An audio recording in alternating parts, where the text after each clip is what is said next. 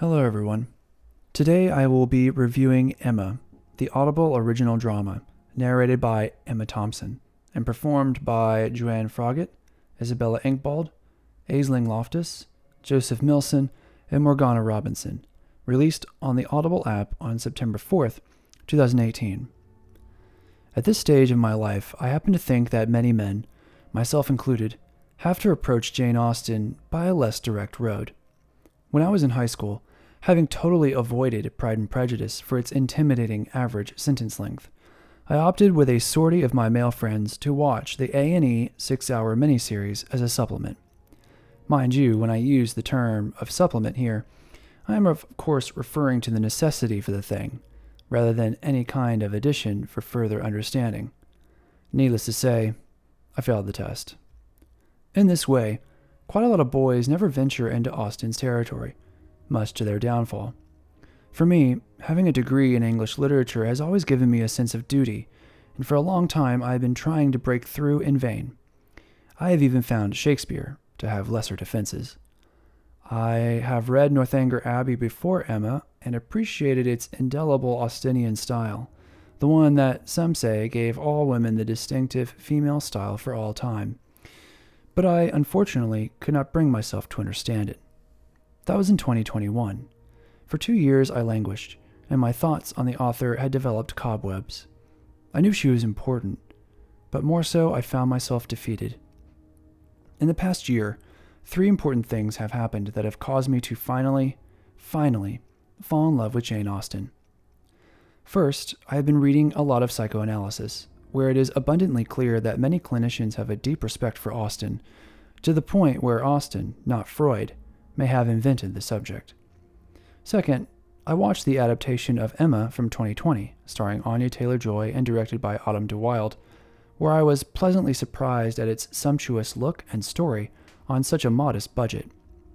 Third, and finally, I have just finished the abridged audio drama of the story from Audible. This will be an unbridled praise of the art piece. I loved every second of it. At a length of 8 hours and 21 minutes, the audio drama is certainly far longer than the average, which I have always expected to be between 2 and 4 hours, akin to the length of a feature film. And yet anyone who knows the story of Emma knows its complexity and richness of characters, overlaid across each other in such a lattice work as to feel like an elaborate chess game. Yes, Emma is a marriage plot, but it is in Austen's use of the marriage plot that she is able to reveal quite a lot that is pleasurable and painful about sexuality and desire. First and foremost, Emma Thompson steals the show. As narrator throughout the experience, she has a considerable part to play in the introductions, transitions, and epilogues of each chapter. It is not just her understanding of Austen that is present here, as I have seen her in Sense and Sensibility, the film that I consider to be the absolute best Austen adaptation I have seen and will likely see. Her ability especially to utilize humorous moments and adapt her voice either to luxuriate in some new embarrassment or to turn the knife in a guttural way to an unforeseen twist is, like much of the sound design, a highly necessary foundation for the rest of the cast. Thompson, as my wife said, is mother. Perhaps the absent mother who looms ominously over the whole of Emma's affair, but also, obviously, in the Gen Z way people say mother. For anyone with an interest in Austen, or perhaps to get back that feeling that Emma Thompson conveyed in the highly underrated 2006 film Stranger Than Fiction, you owe it to yourself to get an Audible subscription just for this. The other cast members are no slouch at all. Emma is spoiled and coquettish, and yet her wit never descends into tomfoolery. Harriet Smith is contrastingly naive and mouse-like, and yet also innocent and warm, even in the worst of times, thus conveying the best emotional pangs when they arrive to clash against Emma's blind decisions. Mr. Knightley, I must admit, I preferred in the film, a bit more grit and grounding than in the audio drama, where his voice is perhaps a little too genteel. Franklin Churchill is garrulous and dashing, as opposed to Jane Fairfax, who is necessarily competent, yet abrupt. Miss Bates is assuredly insane, rushing in with such a loud falsetto as to set off everyone's hearing aids. As you can see, Each note in the treble and bass clef are accounted for, excepting perhaps the deep rumble of something gravelly. But of course, this is no Gothic mystery of Udolpho. This is Jane Austen's Emma, and in that way, the drama stays high and light. This is welcomed too by the accompanying score and sound design, all of which welcome the listener in with sweeping romantic gestures and cozy fireside chats.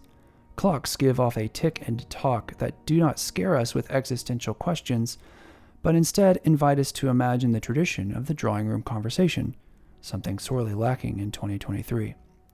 Walking along paths as the characters chat, hearing the wind filter through the trees, are all so crisply organized and so tastefully included to accentuate, not dictate, the course of events. Particularly impressive are the dancing numbers, easily overwhelming with radio, but rendered with considerable depth, warping distant ambient sound with the proper reverb so as to showcase distance from our immediate subjects. It is luscious and exquisite. This is not the muddled noir radio dramas of Raymond Chandler. It is Austen's writing that takes center stage, and so while you may not get the soundstage of something far more action-packed, what you will get in return is a careful approach and modesty fit for the purpose. So, what can I make of Emma's story? Based on my experience so far, having not yet read the book proper, though I of course intend to, I would say that Emma is a story about self-deception, where we create in ourselves the victim and perpetrator of romantic events. Emma is lacking a mother figure, and though she briefly had a surrogate in the form of Mrs. Weston, the recent marriage to Mr. Weston sets off a tangent universe that must be reconciled in her psychological makeup. Her close attachment to her father and the void of the mother role causes her to seek partnerships as a method to role-play what ideal couples might look like. Her original sin is Harriet, and by leading her astray, somehow creates a chain of bad object choices. Harriet for Mr. Elton for Emma, Emma for Frank Churchill, and finally, Harriet for Mr. Knightley. It is only when Harriet admits her affection for Mr. Knightley that Emma is able to see properly that it is Emma herself who is the one for Mr. Knightley, and it is only when Harriet returns to her true partner, Robert Martin, that the tangent universe is closed and life proceeds happily onward. What is the significance of such a story? First, some women may see desire by seeing how couples operate. Much like we are as children, a girl may see how her mother responds to her father, and forever on, desire comes not from seeing a woman isolated, much like men do, but under the guise of the coupling. Having no parental couple herself, Emma must play with coupling. This is why Emma is only able to see Mr. Knightley for who he is when Harriet proposes a possible coupling with him. Until that time, Mr. Knightley's role bore too close a relationship to her father.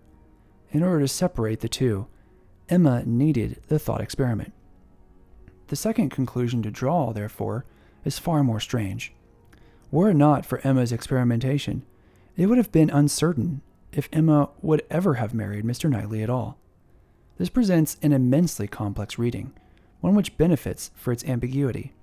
Is Emma the cleverest in the story, having created a roundabout way to progress her own desires into the central truth of her affection for Mr. Knightley?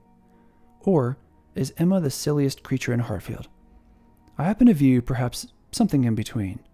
Unlike the film, I experienced a great deal of empathy for Emma, if only because I can see a little better perhaps the deflections and displacements she attempts in her desire to reach some kind of psychological satisfaction. In this brief description of the significance of the story, I am leaving out so many important details. Emma is an immensely complex theatrical undertaking, and Jane Austen's design is beyond dispute. This story has more robustness in its little finger than most modern tales do in their entirety. I think the greatest praise I can give the radio drama is in its ability to keep that richness and complexity in nearly half the length. There are some limitations to my review.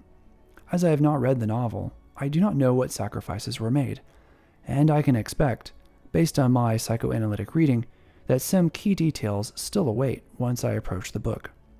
Also, too, I can already see that some plot events were emphasized over others. For example, in the film, the climax of the movie is undoubtedly Emma's destructive comment to Ms. Bates, while in the audio drama, this lacks the weight and is more of an oversight before the romantic triumph. I think my movement towards the book will help me to find the truth at last. Even still, based on my style in writing this, you can tell I am still red in the face from having just finished this. And I just had a great time listening to the whole thing. If you have an Audible subscription, this to me is a canonical title. It is fun, witty, light, and heartfelt. I'm here to tell you, especially you men out there, that Austen is very much worth it, that she has quite a lot to teach, but also that I understand how difficult it might be to assuage her style with our poor mental habits. In order to reach her, I had to start with the image, but afterward I stepped into performance. The Audible original drama is stellar, and if you got stuck in the forest on the way to Hartfield, this is your path out. Thanks for listening.